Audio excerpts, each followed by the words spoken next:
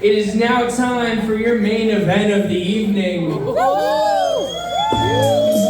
welcome the kingpin of Nipa comedy,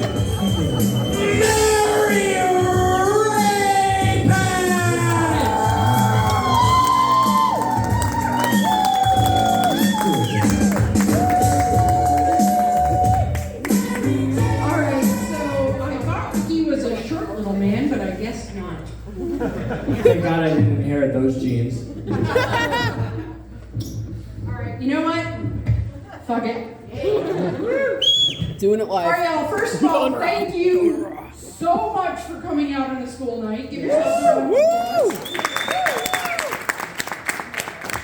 I have been looking forward to this evening all week. Y'all don't even know, like, I grew up in the Wyoming Valley, and I never dreamed that one day I would make it to Plains. Big time. I mean, River Street in Plains nonetheless.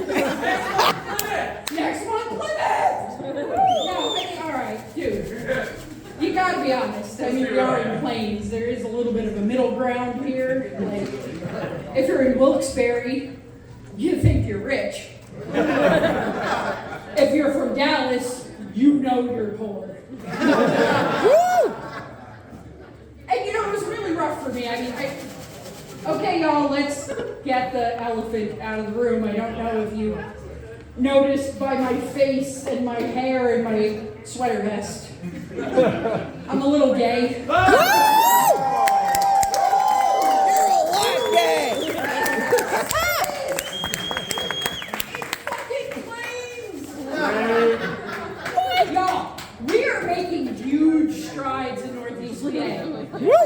Look, Wilkes-Barre had a multicultural fair yesterday. Woo! 6 people that were here. And I love it because the whole time I've been doing shows with Ricky for years, and I always figured I was his diversity hire. And then I'm looking at the show he did tonight. I mean, Angelia brought us up with the lesbian. Where do I go from there? Russell's white, but doesn't he look like he's gone down at least one Al-Qaeda rabbit hole? But I was so thrilled. I saw the multicultural parade in Wilkes-Barre. I was like, let us celebrate the importance of diversity in our region, the immigrant experience, and coming down the parade, waving from the car, was the master of ceremonies, a white guy. And his culture he was a gay white guy though, so he had black culture from 5 years ago. And I'm like, you know what? I need to have the level of confidence of that guy, because you know what? I deal every single fucking day with fucking imposter syndrome. I love that Mikhail is looking at me like, what's that? Of course you don't know what it is. You're a white man. It's true. Look. I'm probably closeted. I don't know.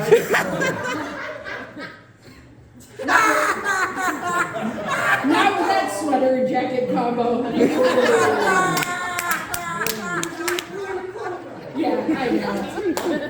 It's serving me up a college English professor who doesn't understand that a freshman is 17. But I need a level of confidence. I decided 2023, y'all, is gonna be my fucking year. Woo! That's right. Because you know what? I am approaching everything I do with the unearned confidence of a straight white man. Do I know what I'm doing? No. No! Do I have any qualifications? No. Absolutely not. Do you fucking care? Not at all!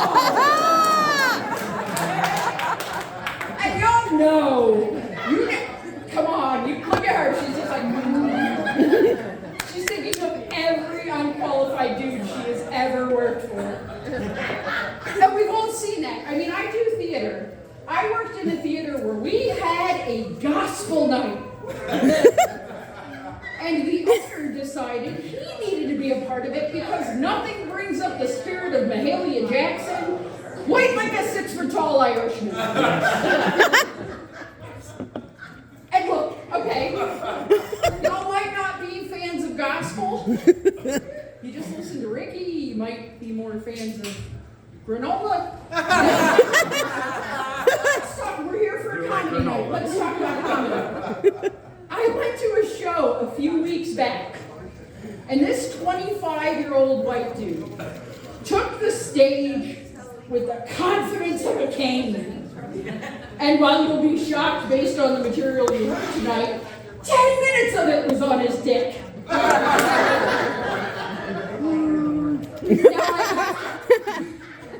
I'm sorry. Did I trigger you? So you have to understand, though, that this 10-minute dick show was a comedy intermission at a drag king performance. Yep. So for those of you who are not in the know, drag king shows have an audience that is 95% lesbian. Woo! This audience is like 12. But my favorite part was that this guy didn't get a laugh once. Walked off the stage dejected like he just watched his bunny being boiled. And his buddy just went up to him like, "It's all right, Trevor. They just didn't get it." No, Trevor, they didn't want it. And let's go even beyond the performing arts. I know you'll be shocked to hear, but this is not how I make my living. So I have spent the last 20 years in positions where I have the ability to hire people.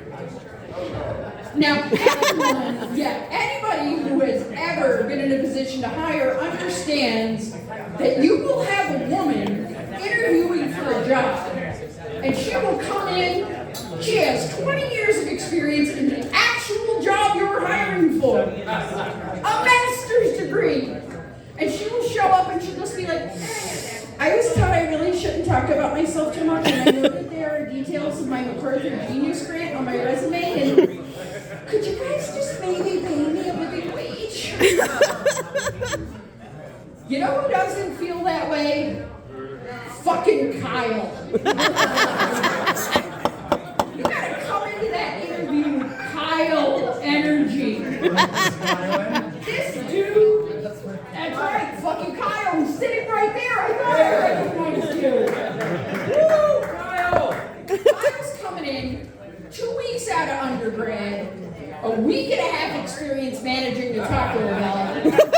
And this motherfucker is going to ask for 6 figures, a corner office, and a company car. And you know what? I need that fucking energy. I need to be Kyle. No, wait. Whew. Lord, I don't want to be Kyle.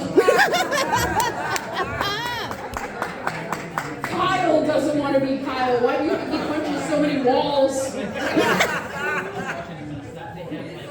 And I'm like, this is why, honestly, y'all, I have never been more grateful to be gay than I am right now. Because quite frankly, y'all, if you don't have one, you need a wife. They are fantastic.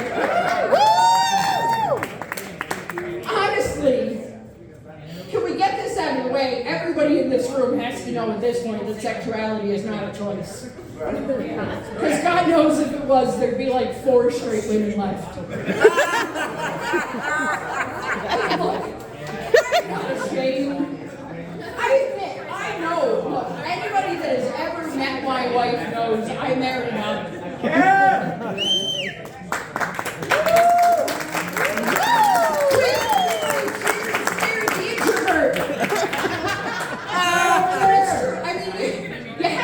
understand. My wife is a college professor, and I broke my arm tripping over a pocketbook. I'm like, really? I mean, look at my wife. Just objectively, the attractiveness difference is wildly variant. And you know what? I have to admit it. I mean, look at me, y'all. I'm honest. I am at the age and weight where if I drop dead at work on Monday, it would not be that much of a surprise. I mean, some people might be sad, like my wife, depending on how much insurance is left. But I think really the next day that I'll be at the water cooler, like, did you hear what happened to Mary? Yeah, that was so sad, but did you see what you ordered last Thursday? The woman ordered 2 orders of volcano fries and she has 12 cubes of ramen in her desk. That was horrible, but who had to clean it up? I mean, honestly, my wife is very forgiving. She goes to a nutritionist. She finds real ways to make us live longer, and my favorite food group is the Roller Grill at Turkey Hill. Come on, you're laughing at me, but you know I am not the only one. Go there at 12 and come back at 1, that's empty. Tube meat is my favorite food group. Think about it. Every culture has tube meat. I mean, look at it. We've got, in the Midwest, we've got bratwurst. Yep. Somebody's hungry and probably a little high. But you know what we have here in the Northeast? The #1 food in the world, God's gift to mankind, kielbasa. Yes. So I am seriously at a turning point because I kind of have to be better, but also have to make that decision. Like right now, I am at the point in my life where I have to figure out if I'm going to go to a gym or start investing in moo-moos. I'm pricing used Jazzies on Thursday. And I thought, when I first came out, you know, it's hilarious to me that straight women are always like, how do I look good for the man of my dreams? Dude, that disparity is so high. Like, let's be honest. I used to go to the gay bars and I'd be like, seeing these beautiful women with these schlubs and mullets, and I was like, how do I get that girl and what do I need to do to be one of those schlubs? And then it hit me. It is not just the gays who are more forgiving. It is women. You know.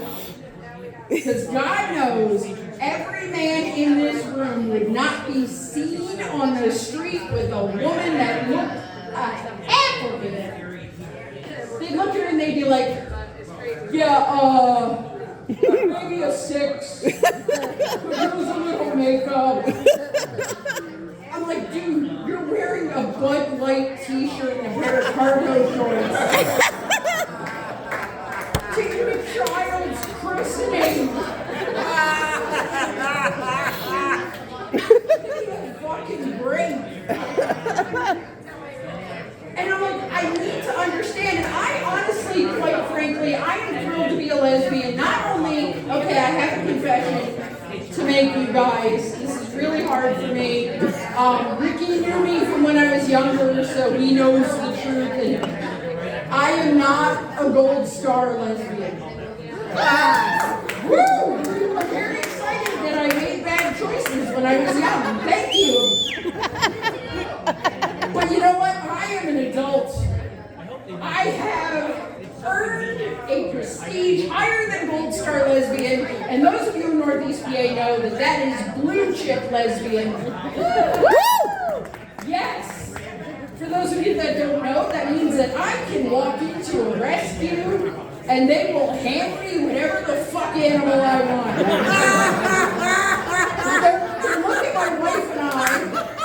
It's true. And they were like, true. oh, women in their 40s with no children at home and a fenced-in yard?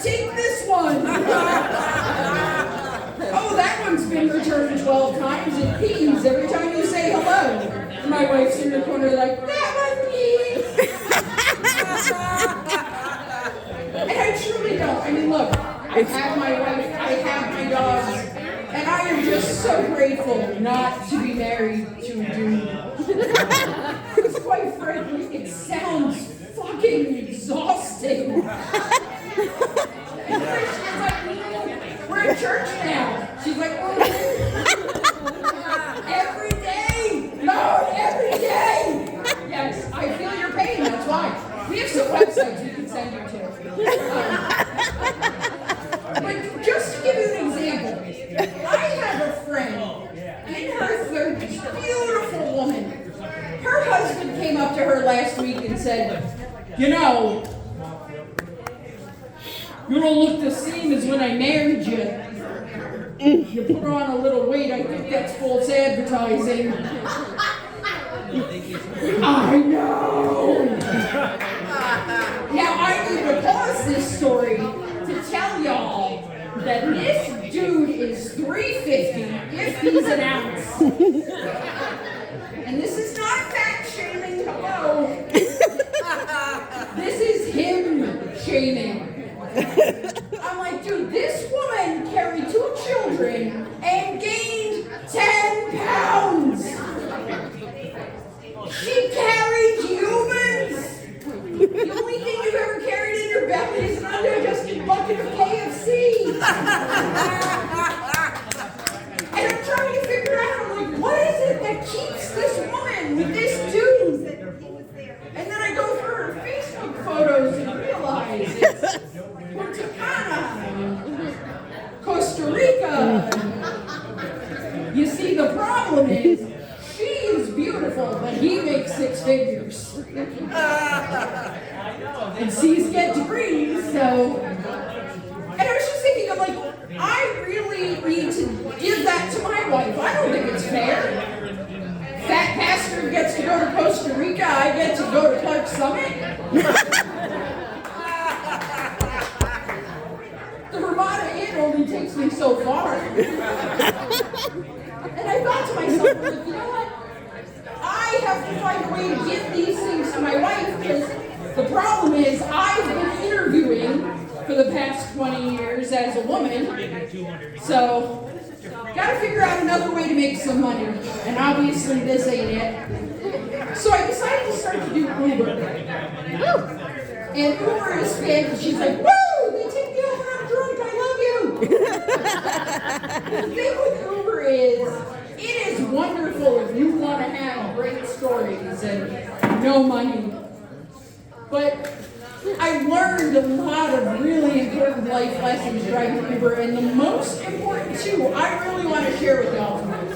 So the first one is know the neighborhood in which you are driving. Because y'all, I am from Northeast PA. I grew up in Kingston. Hell yeah! Woo! That is the most excitement I've ever heard for a middle class town in my life. Kingston! We're just so happy we're on America! Kingston! Our parents moved us out of Luzerne! Kingston! We could have been raised in Plymouth! So I was fuck Plymouth, y'all. Fuck Plymouth! You heard it here.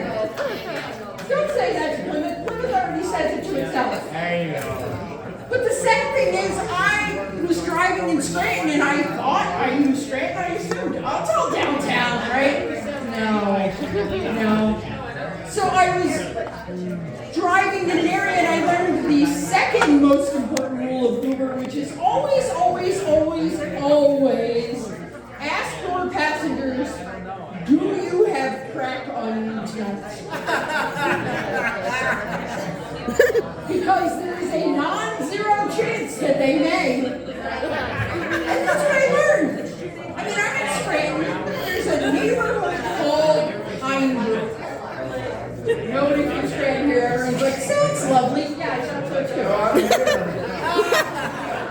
And there's a bar in Tyme called the Vanderbilt. I'm like, Vanderbilt? Tyme? Sounds like a lovely place to have your wedding reception. the Vanderbilt in Pine Brook is what they colloquially call a crack bar. And so many more questions and answers come from that. And the first one that comes to mind is, why do crackheads need bars? I assume that's why Wilkes-Barre had so many apples. But I, wanting to take my wife on her dream vacation, kept going, picked up this lovely gentleman. I didn't have time to ask about whether or not it was a crack bar. I just wanted to know why the Flyers were in town and why their mascot was in my back seat. So I drove my Popeye Ginger friend home, and on the way he asked me to stop. I'm in it for the tips, and I did. He went into a convenience store and was very, very upset. You see, this convenience store unfortunately had no roses. I know, it's very, and I thought to myself, oh, what a shame. It's so romantic. He's one of the nice ones. As it turns out, for those of you not who know, those little chewies on the bottom of the convenience store roses make excellent crack pipes.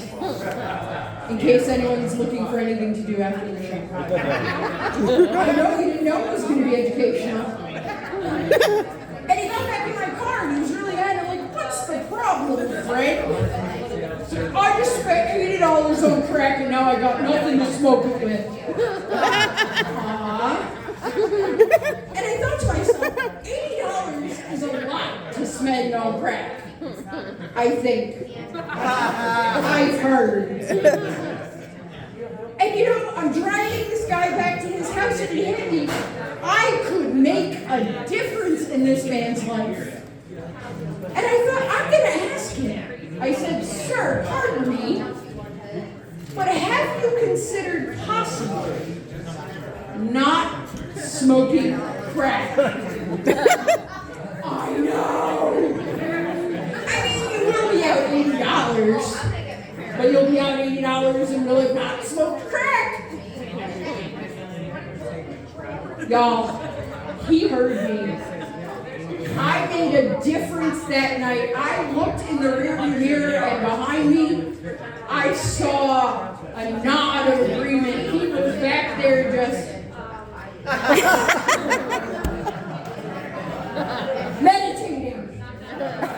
He heard what I said. And you know, when I dropped him off in his apartment outside, I saw him reach in his pocket as he went up to his door, and he threw something in the garbage, and I thought, that's it! I have changed a life! Ladies and gentlemen, and everyone in between, I am Spring's Crack Angel!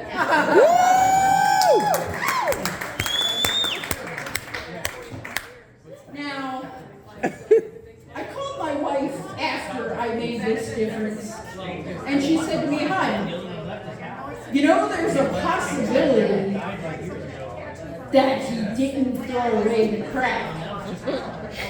And I was like, "But why would a crackhead lie?" So now I have trust issues. That's a completely different show. And you know, the best part of this story is that 2 weeks later, this dude came in for an interview. And of course, he expected $100,000, a company car, and a corner office. So thank you all. I am Rapach, Tyme's Crack Angel.